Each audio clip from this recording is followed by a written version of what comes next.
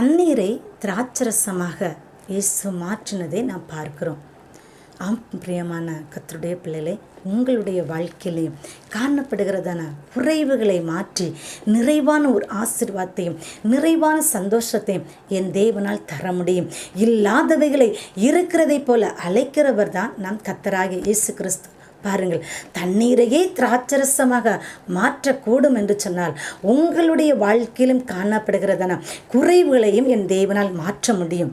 எந்த காரியத்திலே நீங்கள் குறைவுள்ளவர்களாக காணப்படுகிறீர்கள், எந்த காரியத்திலே ஒரு சந்தோஷத்தை, ஒரு சமாதானத்தை, ஒரு ஆசீர்வாதத்தை பார்க்க முடியவில்லை என்று சொல்லி வேதனையோடு நீங்கள் காணப்படுகிறீர்கள், அதை என் தேவனுடைய சமூகத்தில் நீங்கள் சொல்லும் பொழுது குறைவுகளை நிறைவாக்க என் தேவனால் முடியும்.